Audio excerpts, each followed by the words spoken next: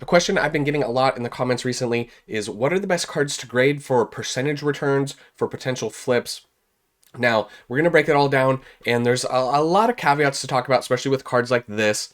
This is not a grading tutorial video. I do have one of those if you're interested. I'll post it at the end of the video or in the description as well. But we're talking about cards that have the most return when grading, and we are going to be talking about PSA in this video just because PSA is the leading grader, whether you like that or not. That is the most common grade, so that's what we're going to be looking at. Now, there's a lot of things to consider when it comes to grading these cards. There's a reason that these Pokemon Center cards do so well. Percentage-wise, they're limited, and a lot of them are hard to grade, which does boost the PSA 10 price up, right? Limited availability. There's a little bit of a frenzy in the market, hard to grade. And you can see TCG player market price right here, $170 on the Snorlax, like for a raw copy. And you can see 170, and then it's kind of going up here on the lowest listed currently on TCG player. So 170, and then you look at some of the PSA 10 pricing. Now, this is where sometimes population reports can play a factor. Sometimes population reports don't play as much of a factor. It all matters, and it all doesn't matter, kind of. I know that sounds like a cop-out, but I'm going to explain that as we go on. Now, these type of cards, whether they're promos or just, I'm going to call it for the sake of what it is, an illustration rare, they're non-textured. They can be very difficult to grade, right? And we have some other examples coming up. And part of that is why you get this price. They're also limited because of the stamp. They only produce so many. So 700, 670, 700, 670, 800, 760, 750, as high as 800 down here. So you get the picture. You can take a $170 raw card, turn it into $700-800. Obviously, there's fees, there's grading fees, there's eBay selling fees. We're not going to be talking about that too much right now. Also, I'm a little under the weather, so we're going to try and get through this. It's been brutal. This thing's been kicking my butt. Then you have a card like the Gray Felt Hat Pikachu, another one. You know, it's the illustration rare type card, harder to grade, and we'll talk about the PSA pop on this card. You know, raw prices have been going crazy lately. $300 raw. Only 35 copies available on TCG Player. I mean, and 300 plus sales raw on the Gray Felt Hat. You go over to the PSA 10 side on eBay. You know, not as good of a percentage-wise, right, as the Snorlax. You're in the 700s, 750, 750, 735, 750. As high as 800 on the Van Gogh Pikachu. Now, if you're looking at this video and you're watching this video because you want to get into grading and potentially flipping some cards, you know, it can be a slippery slope when you don't know and you send your first submission. That's why, like I said, I do recommend watching the tutorial video, and you're going to want to do a few submissions to get a feel for it. That really is the truth of it. I got my bearings after like 2 to 3 actual submissions. I got a much better feel for it. And then my gem rate came way higher as I continued to have submissions. Now, we are going to talk about the pop reports for some of the cards, right? So this is one of those extreme examples where, you know, 33,000. So if you're not familiar with how this works, this is the PSA website. This is how many have been graded in this column. 65,000 with 33,000 tens, 27,000 nines, and you can work your way down, right? Now, 65,000 is a lot of cards to be graded, and 33,000 is a lot of tens. You compare that to the Umbreon, which is like 15,000 tens. The Umbreon actually has an extremely good gem rate, too. So this is like a little bit over 50% gem rate. However, something you have to understand that's not represented on these pop reports is these are the cards that people thought had potential. Right? They don't send, most people don't send the ones that they don't think are going to get a 10. Now, there's a lot that send, they go, oh, well, it's like 50-50, could be a 9, could be a 10. So those do factor in. But a lot of the ones are getting eliminated. The extremely off-center, they're not getting sent. So you can't really use this as like a 50% of all of the cards printed, or just over, can 10. right? It's a little bit skewed. So do keep that in mind that, you know, it's not a perfect number. But other cards that you're going to see continue to dominate this current space for modern. Now, vintage too, we'll touch on that just for a minute. We're not really talking about vintage in this video. Vintage is a whole different ballgame when it comes to grading. There's massive margins for 10s. Things are way different. We're just talking about modern, right? The Charmander stamped promo, super fun card. 150 raw, 140 raw right now on TCG Player. You know, once again, stamped promo. I promise they're not all going to be stamped promos. Last Sold's very interesting. I think this has got to be a little... This is 1800 crossed out, so we don't know what this one actually went for. And then we got this like weird anomaly sale back here at 6,000. You know, that seems obviously like not real, but I guess it potentially could be. So we're going to ignore this one. We're going to ignore this one. Before that, 1,300, 1,450, 1,500, 1,500, 1,400, 50. So I'm just going to call it 1,500. So the potential grading play there, you know, is 141. We'll call it 150 bucks. 150 to 1,500. 10xing your money. That's one of the best plays. The other thing to consider too, if you're watching this video, you know, other people are going to be trying to do this, right? It's not a hidden thing. This isn't like a, oh, come try and do this. You know, nobody else is doing it. The market is huge. There's so many people, right? Finding gradable copies is extremely hard. That being said, you can find them here and there. I'm not saying for this card, other cards, you know, at card shows, at your local card store that doesn't grade, potentially, you can look at them in person. Especially if you have a really small card store. That's one of those ones that, you know, has a lot of potential for sourcing, right? Then one of the big dog cards of the era for this grading is, you know, and this is just your regular illustration rare, the Magikarp from Paldea Evolved, 230 market price. Now, you know, I made my grading video a long time ago when this card was, I think, around $120 raw. I think it was selling for 610. Now we have 230 raw, and this is a tough grade as well. This is one of those ones where, you know, it gained a lot of traction and it's a tough grade. Here's the PSA 10 last solds: 1,500, 1,300, 1,600, 1,500, 1,500, 1,350, 1,550, 1,500. So very consistent. We're gonna call it 1,500. You know, there is as high as 16, but 1,500 on the Magikarp. Pretty massive returns for 230 to 1,500. Once again, extremely tough to grade, but that is the reality of why they demand this high price point. It's tough to get a 10. Okay, and PSA just recently tightening up their front centering requirements a little bit more.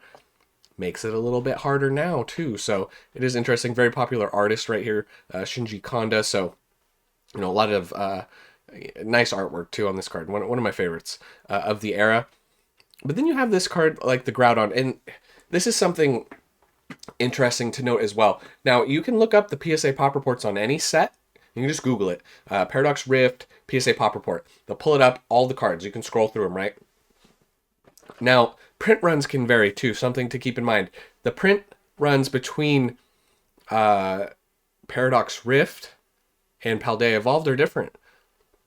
This is an illustration rare Groudon right here. $100 raw. Arguably, potentially, well, it's a legendary.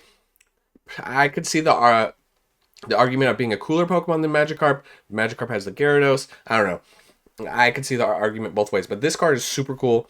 It's only $100 compared to the Magikarp. You know, now that doesn't mean that this card can't continue to run, but when you look at the PSA pricing here on the 10s, you know, you're at 450. 440, 430. Someone got an absolute steal of a deal. If this is an English copy, which it looks like it is, 215, 400, 500, 400. So pretty consistent in the 400 range. We'll say mid 400s, 450-ish on the Groudon. So another illustration where you can 4x your money on the Groudon.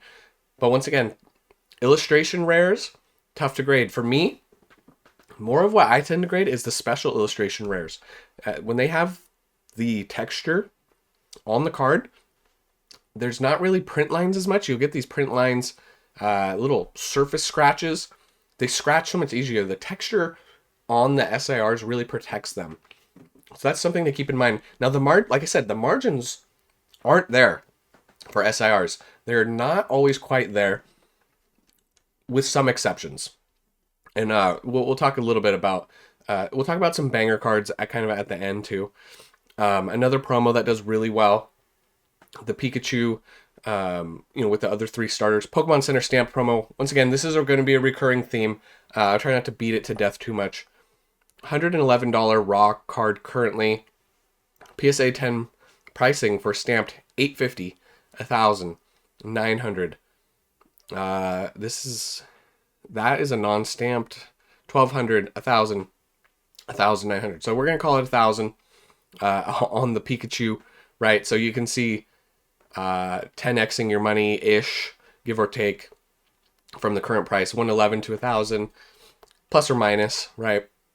So big margins, really big margins on the Pikachu. So tough to do, but if you stumble across a copy, or you had already opened a PC ETB, back when they were affordable, because this card, all these stamped promos, back here, look where they were. Maybe you picked some up and you didn't even know. Maybe you, right? I mean, look at $17 for a long time. Even in the 20s and 30s, they were very affordable, right? Compared to where they are now. So, maybe you have a copy. Take a look, right? It doesn't hurt to take a look and see what you have on your hands. Then you have the more extreme opposite end of the spectrum where you're not going to have the best ratios. And we'll talk about a little bit more into Pop Report on this card. The Umbreon textured card, right? Makes it easier to grade. Plus, I don't know if it has a factor to do with the print run. You got sets that get good print runs, bad print runs, quality control, all over the place, right? 1,600, 1,700, 1,900 raw. We'll call it 1,819 right now. We did have some lower sales right here a little bit. There was some weird stuff going on. We'll call it 19. Or 1,850, 19. We'll call it 19. And then PSA 10 pricing, to double, you'd want to be much higher than this. But last sold's 2,800, 3,000, 2,800, 2,700, 2,800, and 3,000 at the bottom there. So when I bring up this card, and you have to check out the gem rate. So 20,458 submitted with 15,000 tens. That's a lot of tens. That's a very high gem rate. So this card's much easier to gem, right? But you got to understand, once again, people are only sending the better candidates. So keep that in mind. And percentage-wise, you might not be seeing the same gains, but dollar-wise, you're going from 1,900 to potentially 3K. So that's a big dollar increase. So Umbreon's is a big move to be had. However, higher barrier for entry. I understand that. More expensive. Your average collector is not going to be purchasing this card here for this price. It's just not obtainable. It's too expensive, right? Your average collector isn't going to be doing that. So that does play a factor, right? Then you have another card like the Rayquaza from Evolving Skies. Now this one's been a little interesting. The TCG player pricing at $703. Some of the most recent sales for near mint, this one happening a few days ago at $800. Before that, $850. When you go over to last solds for PSA 10, you go from $850 only up to $1,000 on the Rayquaza, $1,100, $940. Now these are recent sales, February 8th, February 7th, right? This one's old. This is August. 1,000 right here for February. This is one of those ones, and you can see it on the Pop Report. If we go back, it's number 218, so it's right here. It's just down 217. Sorry, wrong number, or is it? No, full art. This is it. 3,400 graded, 2,600 10, so pretty high gem rate as well. Just not that many copies, graded out there and not as good of a markup, right? You would think that this card would, being 700 raw, would have a better markup on it comparatively, but if you're going to spend 700 raw and you can find something at 940, I'd just pay a little bit extra if you could and pick up a 10 copy. Now, once again, we're talking about doing the grading, not buying, but just something to think about, right? So, and if you want to talk about the pop report differences, 15,000 here, you talk about over 30,000 for the Van Gogh. Think about how many people collect, how many people like Pokemon, and then you go, there's millions, and then how many are more hardcore and would want PSA 10s of these cards? There are so many more than 15,000 people that would want this card in a 10, so it kind of starts to make sense. Like, it can mess with your mind a little bit. Some of these modern cards can be at this price, but it's the reality of where we're at, especially in the strength of this bull market. So that's what we're seeing with that's some evolving skies. We'll go back over to, then you got something like Surging Sparks. The Chikachu, kind of a more controversial card. I feel like people liked it, people hated it, didn't like the pose, sticking his butt out. But it's held in the $400 range for a long time. It did drop off a little bit from the fives, but then it went as low as 420, and it's been mid to upper fours ever since. So we'll see if it holds long term. But 400 or 500, and then PSA 10 prices 1,000, 1,500. This seems like the outlier. 995, 961, 1,000. Before that, you did have a few thousands, almost 1,100. Nines, 1,000, 1,200. So this one, I do believe, I don't have it pulled up. I think this one's a little tougher to grade. I'd have to check the pop reports. I didn't want to pull up pop reports for every single card because I just thought it'd be a little boring to do pop reports on every single card. So, maybe that's something we can do in the future, but I wanted to talk about a few more cards. It's kind of the reason why we're not diving too deep into the pop reports. So, you can see essentially you're over doubling your money there on the Pikachu. And then the last card that we're going to talk about is the Gengar VMAX from Fusion Strike. Very popular cards, come up a lot recently, up 100% just in the past 3 months alone, going from 370 up to 750-ish. Most recent solds, there is one a lot lower here recently. That would be yesterday. But before that, all pretty much in the 700s and one in 650.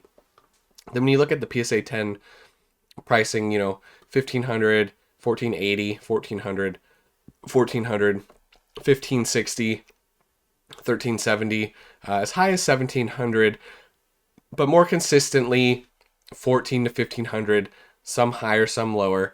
So you can see where those have been going. Essentially a lot of cards doubling in price, from big chase cards doubling in price with some exceptions.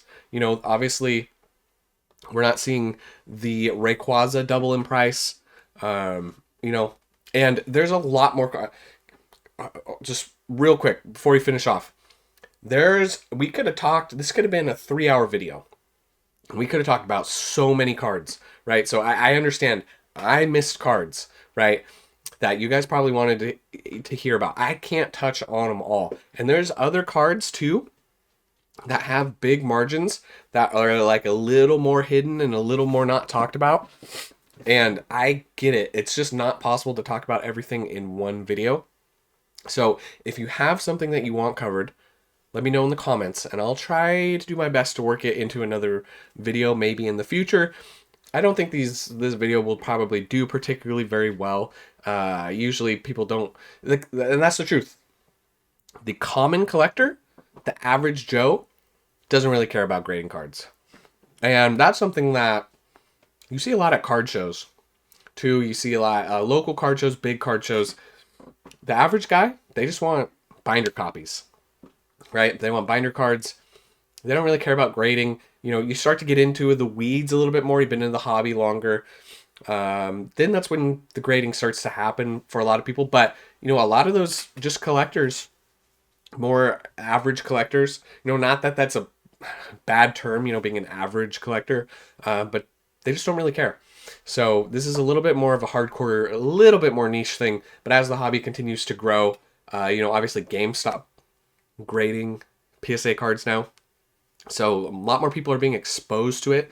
My GameStop disappeared overnight. They just like closed down.